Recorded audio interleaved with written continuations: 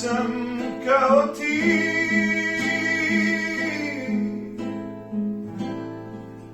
Da bih prihvatio kraj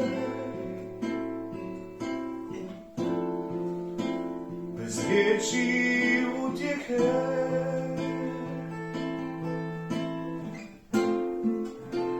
i bez jednog pitanja.